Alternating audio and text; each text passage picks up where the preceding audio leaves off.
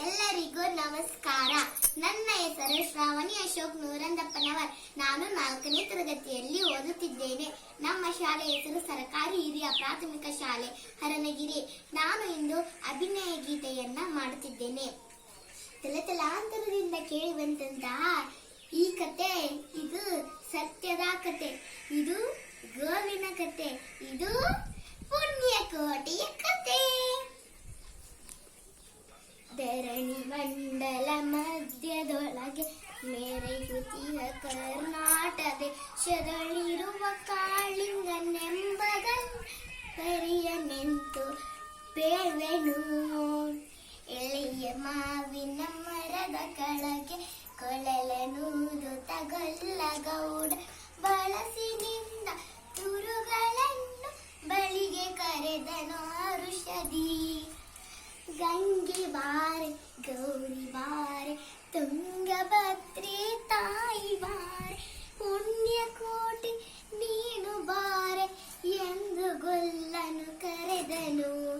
ಗೊಲ್ಲ ಕರೆದ ಧ್ವನಿಯ ಕೇಳಿ ಎಲ್ಲ ಹಸುಗಳು ಬಂದು ನಿಂತ ಚಲ್ಲಿಸೂಸಿ ಹಾಲು ಕರೆಯಲು ಅಲ್ಲಿ ತುಂಬಿತು ಬಿಂದಿಗೆ. ಸತ್ಯವೇ ಭಗವಂತನೆಂಬ ಪುಣ್ಯಕೋಟಿಯ ಕಥೆ ಇದು. ಹಬ್ಬಿದ ಮಲ ಮಧ್ಯದೊಳಗೆ ಅಮೃತಾನೆಂದೆಂಬ ವ್ಯಾಘ್ರ ಹಬ್ಬರಿಸಿ ಹಸಿದು ಬೆಟ್ಟ ಕಿಬ್ಬಿಯಳು ತಾನಿದ್ದಳು. ಸಿಡಿದು ರೋಷದಿ ಮೆರೆಯುತ್ತಾ ಗುಡುಗುಡಿಸಿ ಬೋರಿಡುತ್ತ ಚಂಗನ ತುಡುಕಲ್ಲರಗಿದ ರಭಸ ಕಂಜಿ ಚದುರಿ ಹೋದ ಹಸುಗಳು.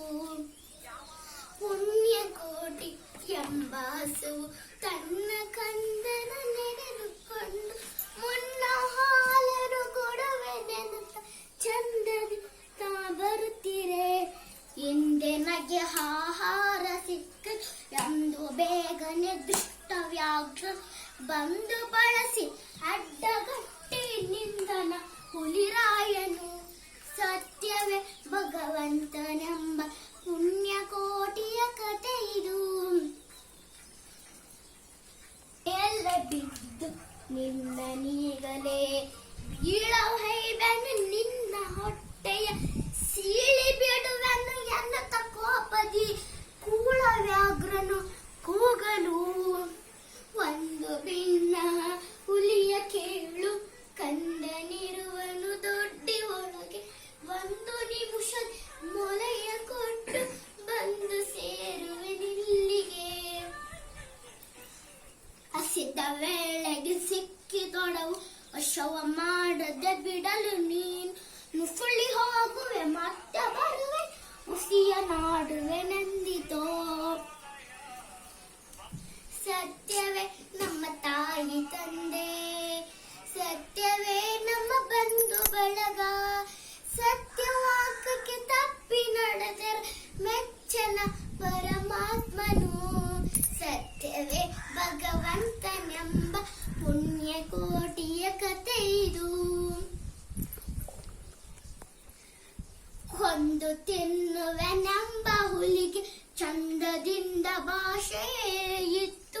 ಕಂದ ನಿನ್ನನ್ನು ನೋಡಿ ಹೋಗು ನೆಂದು ಬಂದೆನು ದೊಡ್ಡಿಗೆ. ಆರ ಮಲೆಯನು ಕುಡಿಯಲಮ್ಮ ಆರ ಸೇರಿ ಬದುಕಲಮ್ಮ ಆರ ಬಳಿಯಲಿ ಮಲಗಲಮ್ಮ ಆರು ನನಗೆ ಹಿತವರು. ಅಮ್ಮಗಳಿರ ಹಕ್ಕಗಳಿರ ನಮ್ಮ ತಾಯಡ ಹುಟ್ಟಗಳಿರ ನಿಮ್ಮ ಕಂದನೆಂಬ ಕಾಣಿ ತಬ್ಬಲಿಯು ನೀ ಕರುವೆನು.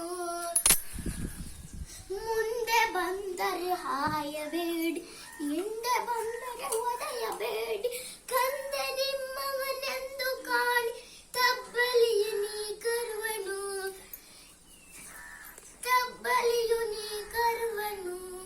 ಹೆಬ್ಬುಲಿಯ ಬಾಯಲ್ಲಿ ಹೋಗು ಇಬ್ಬರ ಋಣ ತೀರಿ ತಂದು ತಬ್ಬಿಕೊಂಡಿತು ಕಂದನ. ಗೋವು ಕರುವನು ಬಿಟ್ಟು ಬಂದು ಸಾವಕಾಶವ ಮಾಡದಂತೆ ಗವಿಯ ಬಾಯಲ್ಲಿ ಸೇರಿ ನಿಂತು